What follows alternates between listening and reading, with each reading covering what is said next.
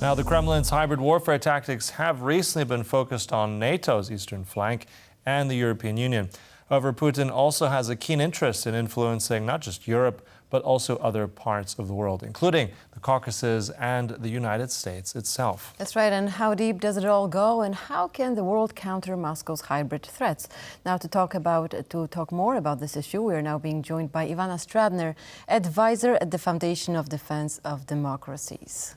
Hello, and thank you very much for joining us. Thank you very much for inviting me. So we are talking about Russia's influence all over the world for many, many years, and there were many projects launched to combat it, yet they're very effective. And why is it? Why are they so effective? To begin with, a lot of people are focusing on Russia's military actions in Ukraine. But for Russia to win in Ukraine, there is truly only one way.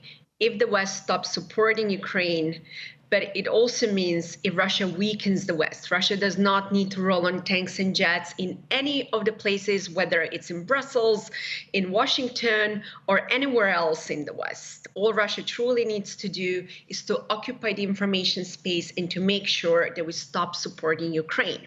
So having said that, in order to understand Russia's hybrid warfare, we have to really think like the Kremlin, to understand how Putin thinks. So when you mentioned at the beginning of our conversation, how come you know that Russia is doing quite well?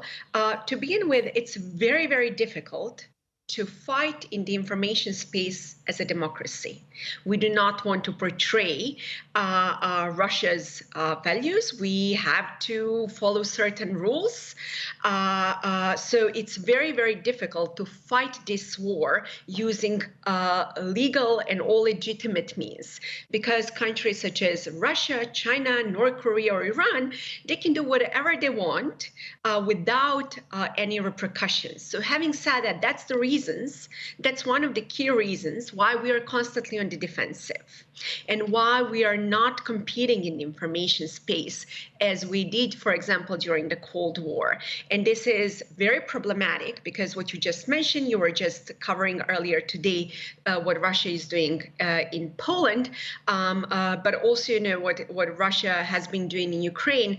But I'm very, very concerned what Russia is doing elsewhere also, whether in whether in Europe, given the elections in the European Union, whether in the United States, given that the elections are on the horizon in the United Kingdom, but also in Caucasus, Moldova will have elections also this year, Georgia, let alone the global South.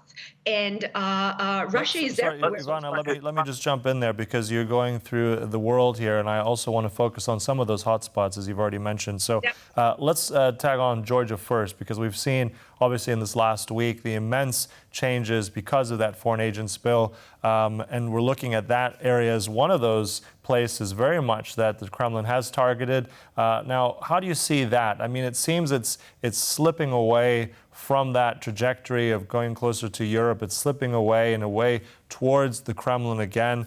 We've had a sort of mixed, you're in the United States, so I'm curious here, we have a mixed approach as well, from sort of more of a, let's say, a stick of approach threatening Georgia in a way. The United States has said they would put on targeted sanctions for certain individuals of the Georgian Dream.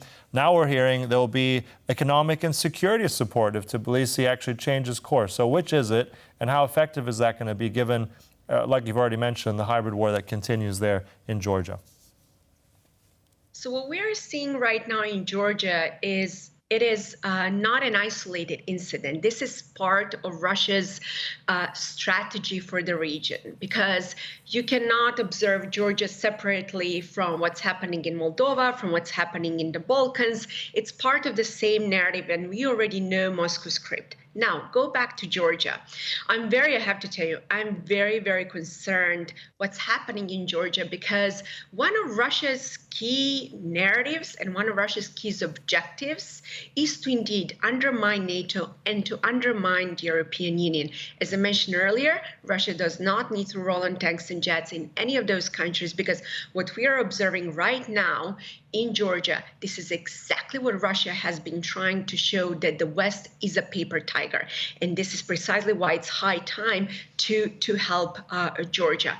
One other quite interesting thing that I've been observing when it comes to Russia's influence operations was also the question, if we help Georgia, first of all, let alone Russia was spreading this information campaign about, a new Maidan, that the CIA is behind that, but put it aside.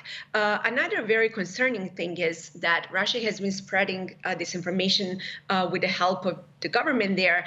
If there is the change in the government, then Russia will have to actually step in and there will be a conflict. And given, that the West fears any escalation, this is why, in part, why the European Union, but also the United States have been just issuing a strong statement. Sanctions are important, indeed, but we need to definitely, do more to help Georgia, because this is a litmus test for the future of democracy in Europe. 80% of people there want to join the European Union. And if the European Union wants to show that Russia is indeed a paper tiger, they have to support Georgia. Well, Georgia is going to face parliamentary elections very, very soon. So I guess Georgians will have to choose either one path or the other, because as you just said, the Dream Party is not being influenced by the EU, and many officials actually went there and talked to them. Now, what about the United States? We're also going to face elections there. And what do you expect, how do you expect Russia to influence this time elections? There are already intelligence reports that Russia has been on its path to influence elections in the United States. And I also want to emphasize a very important thing. Russia is working 365 days, 24/7. And this is not only around the election times. So this is why we have to perceive Russia's influence of operations in a very holistic way.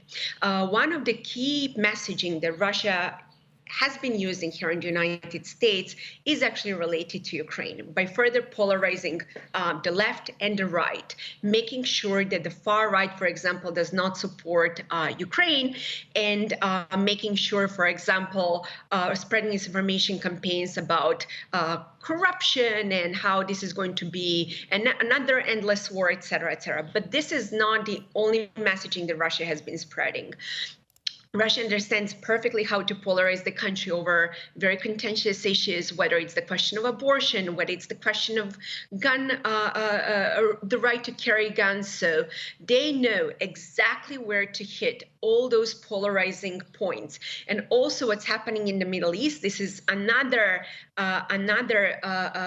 spot that Russia another button that Russia really knows how to push. So we are constantly on the defensive. And here is the thing. This time, we cannot claim that we do not know how Russia operates. We understand very well Russia's information environment, how they're using social media. This time around, I'm also very concerned about Russia's use of artificial intelligence and deep fakes. So we cannot make excuses that we do not know. Certainly, there are a lot of organizations that are exposing Russia's propaganda, but this is not enough. I think it's really high time for the U.S. government also to go on the offensive and to put Russia on the defensive, so their intelligence and military spend time, energy, and resources defending themselves. Right. But that's also. I'm sorry to say, unfortunately, got to interrupt you there. It's not enough, unfortunately, also not enough time. A massive issue there, but always great insights. Thank you so much, Ivana Stradner. I really appreciate it. Thank you very much for inviting me.